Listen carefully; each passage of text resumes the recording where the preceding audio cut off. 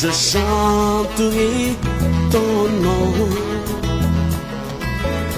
Je chanterai ton nom.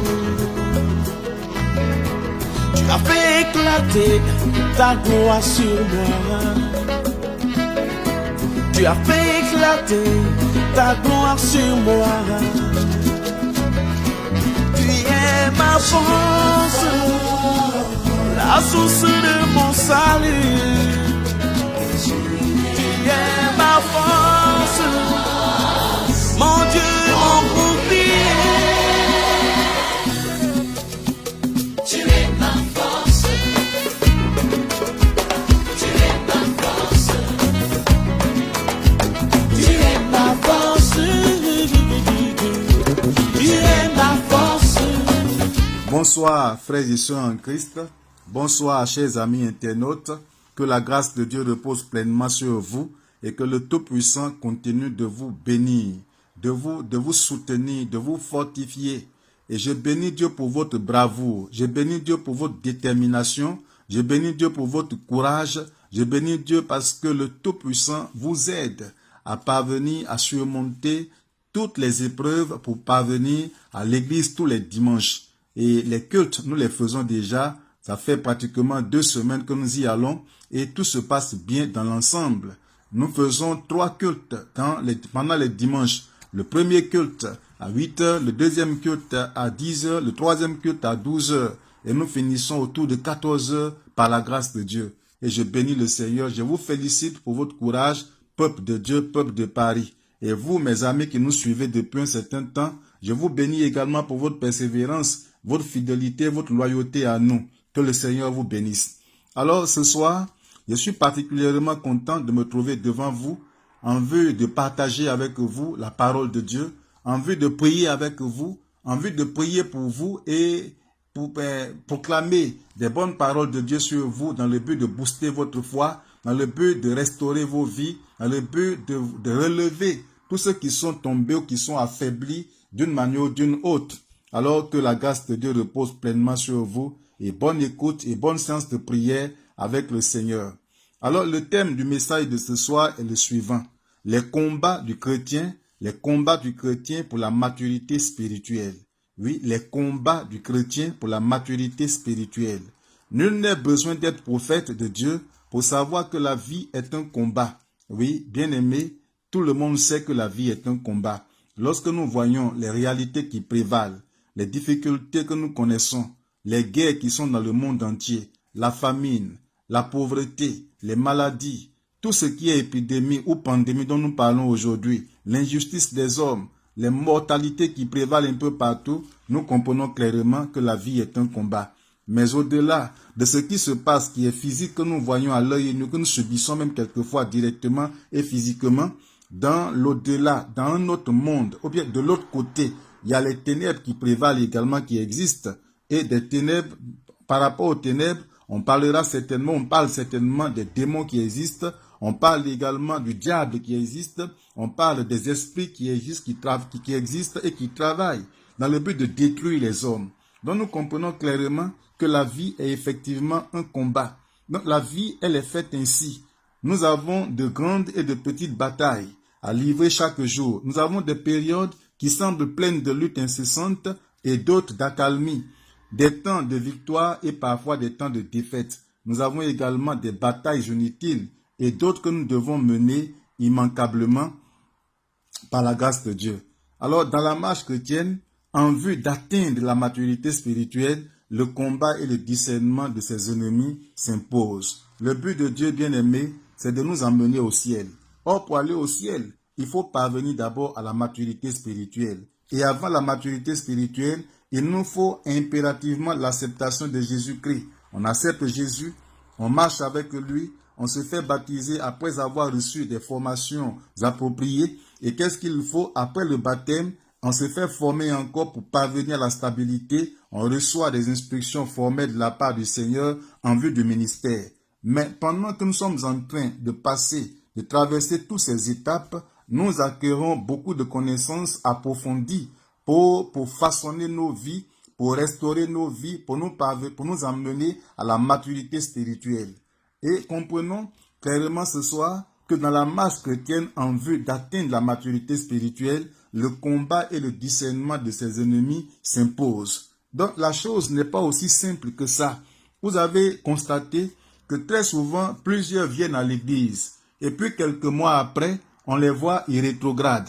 Vous constatez également que plusieurs viennent à l'église et quelques années plus tard, après qu'ils aient bien marché avec le Seigneur, après qu'on ait même découvert en eux des dons et talents, après qu'on les ait découverts en train de servir Dieu avec une certaine ferveur, une certaine ardeur, un bon matin, ils abandonnent la foi. Ça veut dire simplement que des ennemis existent, le diable existe, les démons existent, des oppositions existent. Donc, dans la marche chrétienne, en vue d'atteindre la maturité spirituelle, le combat et le discernement de nos ennemis qui détruisent notre foi s'imposent à nous. À ce propos, la Bible dit, car ce n'est pas seulement de notre combat à nous qu'il s'agit.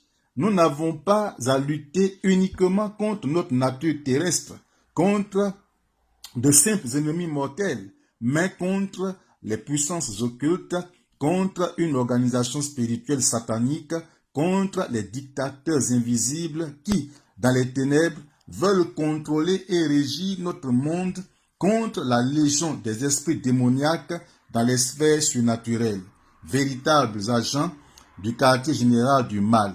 C'est ce que nous dit Ephésiens 6, verset 12, dans la parole, version parole vivante. Donc, dans l'étude, dans l'enseignement de ce soir, nous donnerons la signification du mot combat.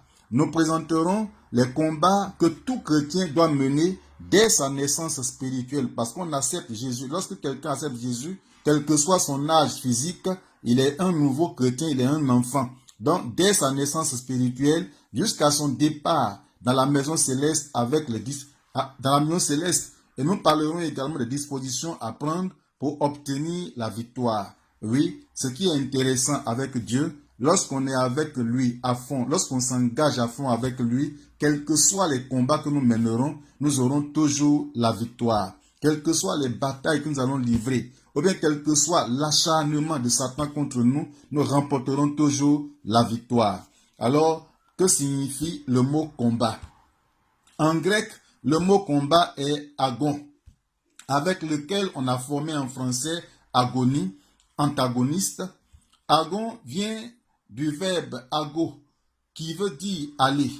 Le sens primitif de agon était donc un lieu où on allait ensemble, un lieu de rassemblement, surtout quand il s'agissait d'un endroit où il y avait des compétitions sportives. Donc, à l'époque, il y avait également des compétitions sportives comme de nos jours.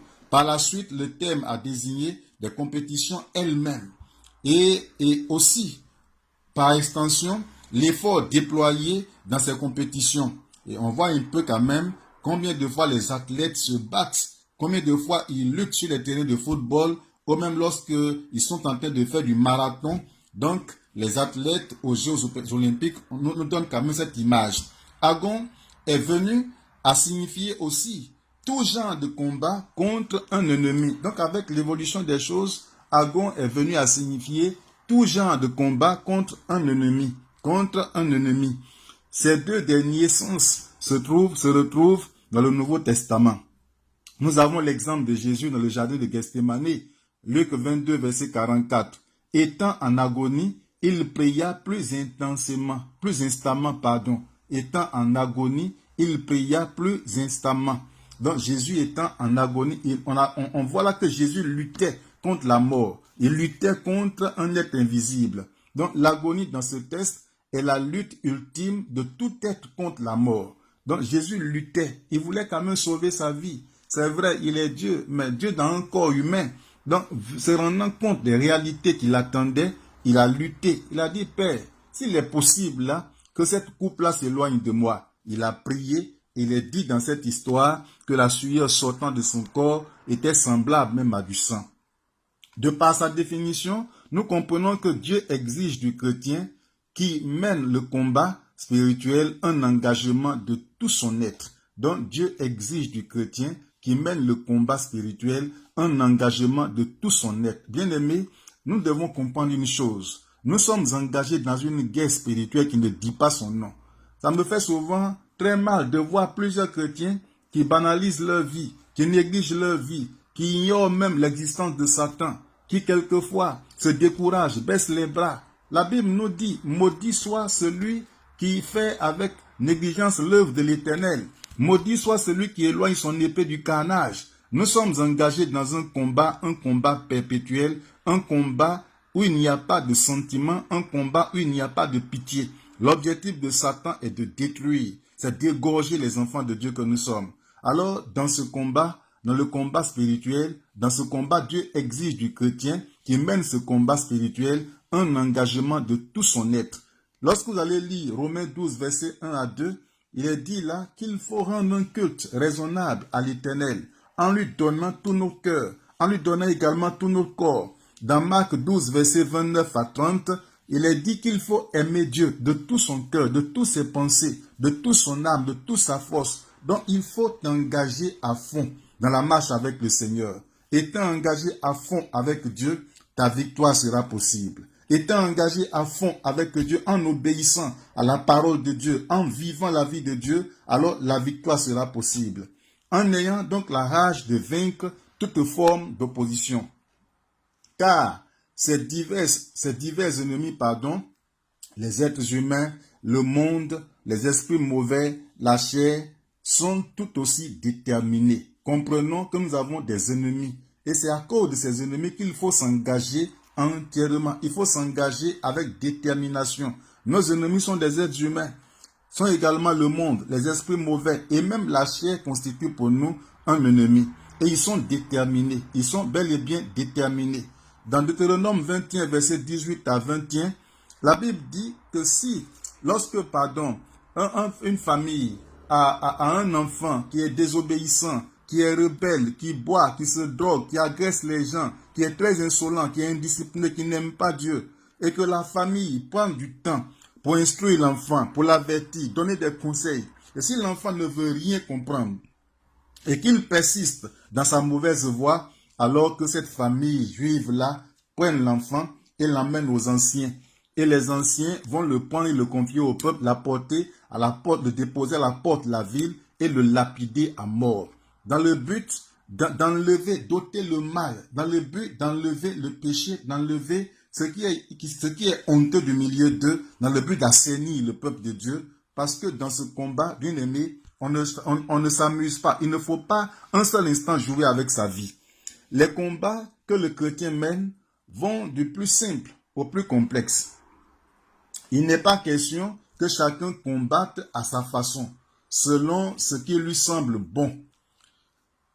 Comme dans une épreuve sportive, l'athlète doit combattre en suivant des règles. L'apôtre Paul dit, « Je traite durement mon corps et je le tiens assujetti de peur d'être moi-même disqualifié après avoir prêché aux autres. » Donc, dans ce combat, on ne fait pas ce combat comme on veut. On ne le fait pas comme bon nous semble. Il y a des règles qu'il faut respecter. Il faut être discipliné dans ce combat. Et Paul avait compris ces choses. Et il dit, je traite durement mon corps et je le tiens assujetti de peur d'être moi-même disqualifié après avoir prêché aux autres. Paul était conscient que lorsqu'il prêchait aux autres, il était en train de déclarer la guerre contre Satan. En prêchant aux autres, en chassant les démons, en priant, en jeûnant, en méditant, en entreprenant des voyages missionnaires, il était en pleine guerre. Et il dit, à cause de tout le travail qu'il faisait, il traitait encore durement son corps. Et il le tenait assujetti de peur d'être lui-même disqualifié après avoir prêché aux autres. 1 Corinthiens 9, verset 27. Donc c'est le triomphe dans ces combats à mort qui nous conduit à la maturité.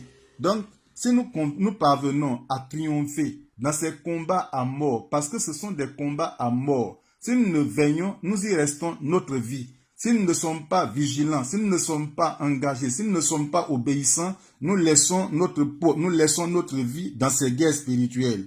Et je disais tantôt, c'est le triomphe dans ces combats à mort qui nous conduit à la maturité spirituelle. Donc toutes les fois que nous allons surmonter les épreuves, toutes les fois que nous allons vaincre l'adversité, toutes les fois que nous allons vaincre la chair, les démons, le monde, le pouvoir satanique, nous allons acquérir au fur et à mesure la maturité spirituelle. Oui, la maturité spirituelle. Je disais tantôt, Deutéronome 21, 18 à 21 nous dit, et c'est une parole biblique, que lorsque un parent ou bien une famille a en son sein un fils qui n'obéit pas, qui est rebelle, qui est insolent, qui est violent et qui vole, qui se drogue, qui boit, qui se prostitue, après que les parents aient parlé à l'enfant, si l'enfant ne veut pas se repentir de ses péchés, reformer donc sa vie et marcher dans la droiture, alors que ses parents le prennent et le confient aux anciens du pays, aux anciens du village, aux anciens du quartier ou aux anciens de la ville. Et ceux-ci vont le prendre, le confier au peuple et le faire sortir au bord de la ville pour le lapider à mort. C'est pour dire quoi? Que dans cette marche chrétienne, il y a bel et bien un combat à mener. Et tant que le mal va exister au milieu de nous, la victoire ne sera pas possible. C'est pourquoi nos églises doivent faire preuve de maturité, preuve de stabilité, preuve de consécration véritable à Dieu, doivent vraiment être au-dessus des sentiments. Et lorsque quelque chose est à rejeter du milieu de nous, il faudrait que unanimement on s'accorde et qu'on la rejette. Lorsque le péché rentre au milieu de nous, qu'on ait le courage de le rejeter. Lorsque l'impudicité rentre au milieu de nous, ayons le courage de l'affronter. Lorsque l'hypocrisie rentre au milieu de nous, ayons la force et reprimons, rejetons ce qui est négatif. Lorsque la rébellion rentre au milieu de nous, levons-nous comme une même personne pour combattre la rébellion. Lorsque l'adultère rentre au milieu de nous, il faudrait qu'on se lève comme une seule personne pour rejeter l'adultère. Lorsque quelqu'un devient rebelle, devient orgueilleux, ingrat, devient insolent, devient infidèle à Dieu et ne contribue plus à l'avancement du règne de Dieu, il faudrait qu'on se lève comme une même personne pour repousser ce qui est négatif, pour maintenir toujours la présence de Dieu. Si nous ne veillons, s'il n'y a pas cette rigueur, s'il n'y a pas cette vigilance, s'il n'y a pas ce courage, s'il n'y a pas cet engagement à rejeter le mal, vous allez voir que progressivement, le diable va s'asseoir dans l'église et il va prendre le contrôle absolu de l'église et la détruire. Plusieurs églises étaient vivantes par le passé. Plusieurs étaient réveillées, plus que même la nôtre. Plusieurs étaient engagés dans l'évangélisation. Mais aujourd'hui, malheureusement, n'ayant pas veillé sur elles-mêmes, n'ayant pas été rigoureuses, n'ayant pas été vigilantes, le diable a pu s'introduire subtilement au milieu d'elles et elle a tout désorganisé, tout désordonné. Et pour la plupart de ces églises, la structure, l'organisation existe, mais ce qui fait la force, ce qui fait la vie, n'y est plus parce que le diable a tout mangé, le diable a tout détruit, le diable a tout détruit et finalement l'église est tombée. Alors, bien-aimés, nous allons voir ce soir le combat du chrétien contre les ennemis humains. Le combat du chrétien contre les ennemis humains. Et la semaine prochaine, nous allons voir le combat du chrétien contre les ennemis, contre le système du monde et contre les mauvais esprits. Mais ce qui nous intéresse ce soir, c'est le combat du chrétien contre les ennemis humains. Le combat contre les ennemis humains est paradoxal, car la meilleure manière de les vaincre est de leur manifester le plus d'humanité. Et la Bible dit dans Proverbe 25, verset 21 et Romains 12, verset 20, les deux versets disent la même chose pratiquement. Et je cite, « Si ton ennemi a faim, donne-lui à manger. S'il a soif, donne-lui à boire. Ce sera comme si tu si tu entassais sur sa tête des charbons ardents. » Je reprends bien ce verset. « Si ton ennemi a faim, donne-lui à manger. S'il a soif, donne-lui à boire. Ce sera comme si tu entassais sur sa tête des charbons ardents. » Un autre passage du livre de Proverbes va dans le même sens et nous semble particulièrement choquant. Écoutez bien. Ne te réjouis pas de la chute de ton ennemi. Que ton cœur ne se réjouisse pas de ce qu'il achoppe. De peur que voyant cela, le Seigneur ne soit mécontent et qu'il ne détourne de lui sa colère. Proverbe 24, verset 17 au verset 18. Donc, l'amour de tels ennemis doit mobiliser tous nos énergies. En effet, loin de penser que l'amour des ennemis est quelque chose de naturel, Jésus a bien conscience que cela ne va absolument pas de soi. et qu'un véritable combat s'impose pour surmonter la tentation de la vengeance. Et la Bible nous dit, ne te laisse pas vaincre par le mal, écrit l'apôtre Paul, mais sois vainqueur du mal par le bien. Donc comprenons clairement ce soir que l'ennemi existe. Nous avons des ennemis humains qui existent. Nous avons des ennemis physiques qui existent. Il sait que dans ton milieu de vie, tu en as plusieurs. Dans la famille, tu en as plusieurs. Il y a certainement des gens qui ne t'aiment pas. Il y a des gens qui te haïssent. Il y a des gens qui ne veulent pas te voir évoluer. Tout ce que tu fais, ils sont contre ça. Lorsque tu construis une maison, ils se lèvent contre toi. Le fait que tu as commencé à avoir de l'argent, c'est un problème pour eux. Le fait que tu aies une belle femme dans le village ou même dans ton environnement, le fait que tu aies une bonne femme, une belle femme ici, en Europe, c'est un problème pour eux. Le fait que tu as commencé à gravir les échelons au niveau du travail, c'est un souci pour tes collègues de service, même quelquefois pour ton chef de service. Le fait que tu t'habilles bien, c'est un problème pour plusieurs personnes. Nous avons des ennemis humains et ils sont en grand nombre dans nos familles, dans nos services et malheureusement même quelquefois à l'église. Nous constatons clairement et visiblement des jalousies qui se manifestent ouvertement quelquefois à notre égard parce que nous sommes en train d'avoir certaines opportunités, certaines percées par la grâce de Dieu. Mais faut-il haïr ses ennemis? Faut-il rejeter ses ennemis? Faut-il garder des rancunes contre ses ennemis? Faut-il ne plus jamais saluer ses ennemis? Ne faut-il plus parler à ses ennemis? Jésus donne une réponse claire à cela. Au fait, le combat que nous menons n'est pas un combat charnel, mais il est spirituel. Et nous devons avoir conscience de ça. C'est très important. Et le Seigneur nous dit que si ton ennemi a faim, je reprends par le commencement, le combat contre les ennemis humains est paradoxal. Car la meilleure manière de les vaincre est de leur manifester le plus d'humanité. Il faudrait qu'on manifeste le plus d'humanité envers nos ennemis physiques. Et le Seigneur dit que si ton ennemi a faim, donne-lui à manger. Donc il y a des gens que nous avons déjà identifiés comme nos ennemis et qui sont vraiment nos ennemis. En les voyant, donnons-leur à manger s'ils ont faim. Et dit si ton ennemi a soif, donne-lui à boire. Ce sera comme si tu lui entassais sur sa tête des charbons ardents. Toi, dans ton esprit, tu fais du bien. Mais la réalité, c'est que Dieu combat dans le secret pour toi. Et la Bible dit que nous n'avons pas à lutter contre la chair. Nous n'avons pas à lutter contre le sang. Il ne te revient pas de te lever, d'aller faire palabre à qui que ce soit. Il y a des chrétiens qui aiment trop faire palabre, qui aiment trop la guerre, qui aiment trop injurier, qui aiment trop le combat physique, qui ne tardent pas à se venger. Pour un oui ou un non, non, tel est contre moi. Tel n'aime pas ma tête. Ce qu'il m'a fait depuis l'année dernière, je ne vais jamais oublier ça. Ça fait 10 ans qu'il m'a humilié. Je ne vais jamais oublier ça. Je lui rendrai son coup. Bien aimé, nous n'avons pas à lutter contre la chair et le sang. Même si tu as vu quelqu'un qui en veut terriblement à ta vie, qui veut à tout prix mettre fin à ta vie, la Bible nous dit ce soir qu'il faut l'aimer. Donne-lui à manger s'il a faim. Donne-lui à boire s'il a soif. Et la Bible nous dit, ce sera comme si tu entassais sur sa tête des charbons ardents. À Dieu la vengeance, à Dieu la rétribution. En tant que chrétien, toi, il faut toujours faire ce qui est bien, ce qui est convenable devant le Seigneur, et Dieu te bénira toujours. Et Proverbe 24, versets 17 à 18, je reviens sur ce verset qui nous dit, ne te réjouis pas de la chute de ton ennemi. Donc si ton ennemi même chute là, il faut prier pour lui. Il ne faut pas être content parce qu'il est tombé. Ne sois pas content parce que quelque part il a eu une difficulté d'argent. Ne sois pas content parce que on l'a renvoyé du service. Ne sois pas content parce que il s'est blessé quelque part à la main. Ne sois pas content parce que son enfant a échoué à l'école. Dieu nous dit ce soir, ne te réjouis pas de la chute de ton ennemi. Que ton cœur ne se réjouisse pas de ce qui la chope.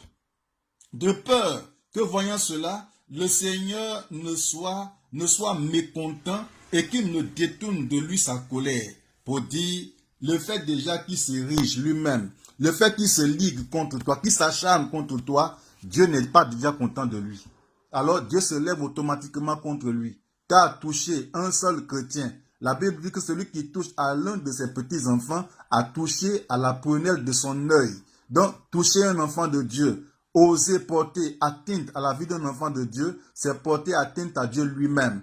et Dieu se lève automatiquement pour agir en ta faveur. Maintenant, si ton ennemi physique, ton ennemi humain est en train de tomber et que tu te moques de lui, tu te réjouis de son sort, Dieu dit quoi? Il va détourner sa colère de lui. C'est-à-dire, il faut dans ton esprit et dans tes faits et gestes toujours demeurer stable, priant pour ton ennemi, pour que Dieu lui-même là venge, se venge à ta place, pour que Dieu lui-même là agisse en ta faveur. Et le Seigneur dit, je reprends le verset, ne te réjouis pas de la chute de ton ennemi, que ton cœur ne se réjouisse pas de ce qu'il achoppe, de peur que voyant cela, le Seigneur ne soit mécontent et qu'il ne détourne de lui sa colère. Alléluia. Donc, nous devons être mobilisés véritablement et mobiliser même toutes nos forces, toutes nos énergies à aimer nos ennemis. En effet, le Seigneur disait tantôt, vous m'excusez, en effet, loin de penser que l'amour des ennemis est quelque chose de naturel. Jésus a bien conscience que cela ne va pas absolument de soi et qu'un véritable combat s'impose pour surmonter la tentation de la vengeance. Donc, pour surmonter la tentation de la vengeance contre nos ennemis humains, bien aimé, c'est l'amour qui doit prédominer. L'amour doit être là.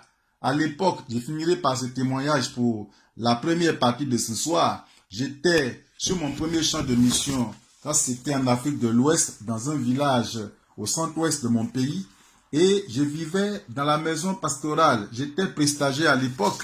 Je vivais dans la maison pastorale avec un jeune homme que j'ai hébergé. Il avait besoin d'aide spirituelle. Il se droguait, il fumait, et il était beaucoup impudique.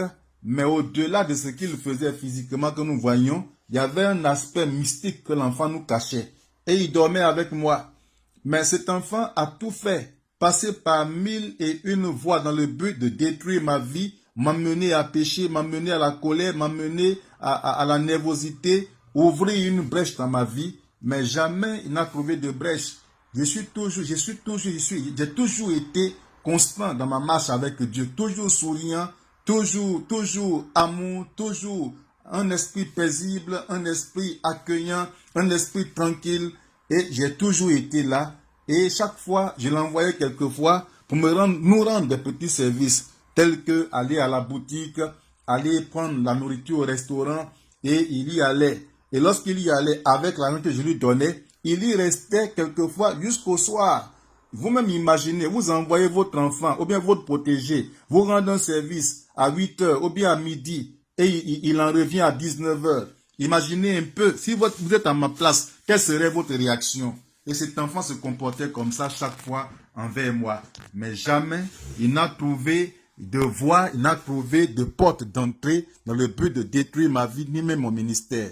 Alors, un jour, nous dormions ensemble, lui et moi, et je me réveille le matin, j'ouvre mes yeux au petit matin, je vois le jeune homme arrêté sur moi avec un gros couteau, tentant à piquer sur ma poitrine, mais sa main était bloquée. Et c'était la grâce du Seigneur qui a bloqué sa main. Ayant cherché des voies et moyens de détruire ma vie spirituellement, et n'ayant pas réussi, il fallait maintenant passer par la voie physique. Et là, le Seigneur est intervenu et a bloqué la main de cet enfant. Alors, j'ouvre tout doucement mes yeux et je le vois sur moi en train de transpirer. Alors, je me suis levé tout doucement et j'ai quitté le lit et je l'ai touché, j'ai attrapé sa main, j'ai enlevé le couteau de sa main et nous sommes allés au salon, il s'est assis et il a commencé à pleurer, à beaucoup pleurer. Et j'ai demandé, mais pourquoi est-ce que tu pleures? Alors, il s'est mis à confesser tous ses péchés, à confesser ses intentions qui étaient très négatives envers moi et envers l'Église. Et certaines choses qu'il a faites que je ne savais même pas. Et il m'a révélé que toutes les fois que je l'envoyais, il faisait donc exprès, ne revenant pas vite dans le but de provoquer ma colère et trouver des failles dans ma vie avant de me frapper, ou même pour me frapper. Mais le Seigneur, ayant la main sur moi ayant compris très tôt l'importance du combat, ayant pris conscience très tôt de l'existence de Satan, de sa méchanceté, de ses œuvres, oui, et de son engagement concret, sincère, à détruire la vie des hommes de Dieu, alors j'étais toujours en éveil. Bien-aimés, nous avons des ennemis humains qui existent. Cet enfant constituait pour moi et pour l'Église un ennemi humain et à la fois spirituel. Mais vous voyez comment Dieu est intervenu?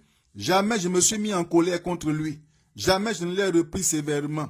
Jamais je ne l'ai injurié. Jamais je ne l'ai fait asseoir pour le gronder. Mais je prenais toujours mon sang-froid, comme on le dit, pour l'instruire dans la tranquillité, dans la douleur, pardon, dans la douceur. Et par la grâce de Dieu, Dieu lui-même là, cette nuit, est intervenu miraculeusement dans sa vie. Il s'est confessé. Et après avoir confessé ses péchés, il m'a même révélé qu'il travaillait avec 12 esprits dans le monde des ténèbres. Et il était même le prince de ces esprits. Et ces esprits lui avaient donné beaucoup de pouvoir mystique. Le pouvoir de mentir, le pouvoir de voler, le pouvoir d'avoir l'argent facilement. Et ces esprits ont été chassés par la grâce de Dieu les semaines qui ont suivi. Et cet enfant a été baptisé et est devenu bon chrétien avant que je ne sois affecté 1 an et demi plus tard. Pour dire qu'il faut aimer ses ennemis. Alors, bien-aimé, y a-t-il des ennemis autour de toi? Dans ta famille, as-tu des ennemis? Au travail, as-tu des ennemis? Dans ton quartier, as-tu des ennemis? Des gens qui en veulent à ta vie.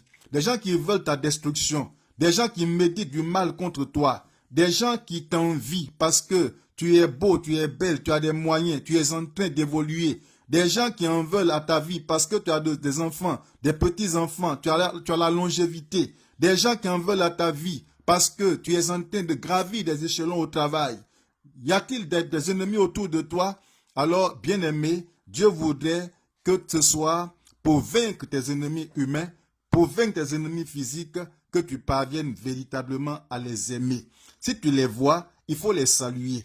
Tu as de quoi à manger, présente-leur à manger. S'ils t'ont pas salué, toi, il faut les saluer. C'est très important. En agissant de la sorte, Dieu travaillera pour toi, Dieu combattra pour toi, et Dieu peut travailler sur deux fronts, ou bien de deux manières. Dieu peut incliner leur cœur et les emmener à la repentance. Ou alors, s'ils persistent dans leur position négative contre toi, Dieu se lèvera certainement et sèmera la confusion dans leur camp en les frappant. Alors, ce soir, bien-aimés frères et sœurs, obéissons à la parole de Dieu, aimons nos ennemis et remportons la victoire pour parvenir à la maturité spirituelle. Que la grâce de Dieu repose pleinement sur vous. Dieu vous bénisse. Je vais prier pour vous. Et ce soir, je vais être bref dans la prière. Et le mardi prochain ou le mercredi prochain, nous prierons beaucoup plus après avoir découvert la deuxième partie du message. Nous allons compiler les deux sujets de prière pour prier beaucoup plus intensément par la grâce de Dieu. Alors, fermez les yeux s'il vous plaît et nous allons prier le Seigneur. Ô Éternel, que toute la gloire te revienne à toi seul. Que l'élévation te revienne, prince de paix.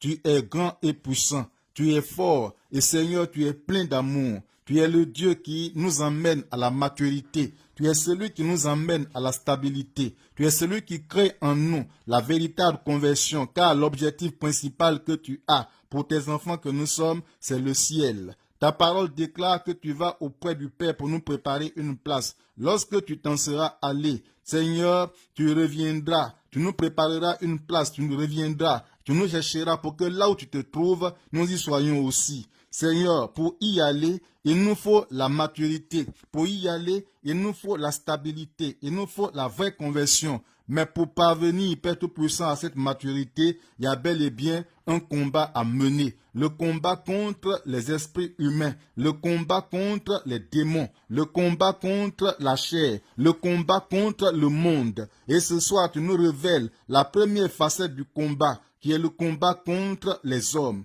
Nous ne devons pas haïr les hommes. Nous ne devons pas détester nos ennemis. Nous ne devons pas maudire nos ennemis. Nous ne devons pas faire la guerre à nos ennemis. Mais le secret que tu nous montres, c'est de les aimer, leur pardonner, nous mettre au-dessus, ô Tout-Puissant, de toutes les provocations. Seigneur, nous devons les saluer. Nous devons nous réconcilier si possible avec nos adversaires. Si Père Tout-Puissant, ceci, oh Yahvé Dieu, ouvre leur cœur à nous. Parce que Père, ce combat est ton combat en réalité. Seigneur, tu as même dit qu'en le faisant, en les aimant, en les saluant, Seigneur, en priant même pour nos ennemis, que Éternel des armées, tu déverseras, tu feras tomber sur leur tête des charbons ardents dans le but de nous venger. Alors lève-toi Tout-Puissant et combat pour nous. Et ma prière n'est pas la destruction de nos ennemis ce soir, mais Seigneur, c'est leur retour à toi, qu'ils viennent à la raison, Père Tout-Puissant, qu'ils se repentent et qu'ils reçoivent le salut. Maintenant, pour tous nos ennemis qui veulent à tout prix, Père Tout-Puissant, nous détruire, nous tuer, Seigneur, il faut te manifester comme tu l'as dit et accomplir, Père Tout-Puissant, ta mission auprès d'eux, Seigneur, dans leur vie, en les éloignant de nous, en les écartant de nos chemins, pour nous permettre, Seigneur des armées, de nous épanouir. Et ce que je demande ce soir, je le demande pour ton fils, je le demande pour ta fille, je le demande, Père Tout-Puissant, pour ton peuple tout entier, afin que tu portes tes regards, Seigneur, sur leur vie, que tous ceux qui n'ont pas, Père Tout-Puissant, oui, ce cœur bon, ce cœur doux, la maîtrise de soi, pour pardonner leurs ennemis physiques, qui croient qu'en agissant par la chair, ils vont trouver des solutions, qu'en agissant par la chair, Père Tout-Puissant, ils vont vaincre leurs ennemis physiques, leurs ennemis humains. Seigneur, je brise leur cœur ce soir et je dégage de leur cœur la colère, les rancunes, la vengeance, la nervosité, le manque de pardon. Je les éloigne de leur vie ce soir au nom de Jésus-Christ. Que toute domination, que tous les esprits méchants, les puissances de violence verbale dans la vie de tes enfants qui sont en train de prier maintenant avec moi, Seigneur, que toutes ces violences s'éloignent de leur vie, que ces oppressions démoniaques s'éloignent de leur vie, au nom de Jésus-Christ de Nazareth. Tu repends ta grâce sur leur vie, tu manifestes ta gloire sur leur vie, tu les tiens véritablement entre tes mains, et tu bénis leur cœur. Seigneur, adoucis les cœurs qui sont devant toi ce soir. Manifeste-toi, rends ces cœurs doux, rends ces cœurs bons, rends ces cœurs patients, rends ces cœurs tendres. Crée en eux le pardon. Seigneur, crée en eux l'humilité, l'acceptation des autres. Au nom de Jésus-Christ. Père, que chacun d'eux cesse de lutter contre la chair, que chacun d'eux cesse de se manifester, d'agir par la colère, d'agir par l'arrogance, par la violence. Manifeste-toi et que ton amour caractérise leur vie au nom de Jésus-Christ. Merci parce que tu le fais. La gloire est à toi, l'honneur est à toi, l'élévation te revienne véritablement à toi seul parce que tu tiens véritablement tes enfants en tes mains et tu les bénis. Merci pour la suite de l'étude que nous aurons la semaine prochaine. Conduis tes enfants par ton Esprit Saint au nom de Jésus. Amen. Merci Seigneur. Donc nous nous voyons la semaine prochaine pour la suite de l'étude et nous prierons beaucoup ensemble par la grâce de Dieu. Alors que Dieu vous bénisse. Merci à vous. Mon âme t'exalte et mon esprit se réjouit en toi. Ah Madeleine, tu m'as secouru et tu t'es souvenu de ta miséricorde. Mon âme te loue, bien joué, oh Yahweh, t'es dans sa grand Yahweh. Béni soit ton nom, d'éternité en éternité. Abine ton femme, la bonne Jésus, à toi appartient la sagesse et la force. Tu es Dieu dans le ciel, tu domines sur tous les royaumes des nations, dans ta meilleure force et puissance. Et nous ne peut tenir face à toi.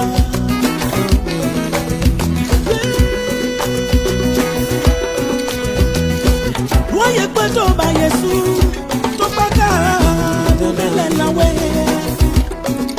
Pas wa bébé la baka. Ah Jésus way, batone we bobo. Donc kawibo, tout kawibo, kawibo, kawibo la bibo. Kawibo, kawibo Yesu. Kawibo, kawibo la bibo. Kawibo, kawibo Yesu. Yegodangu banani, yegodangu banani, ziwawa banani. Women who bebe kawibo.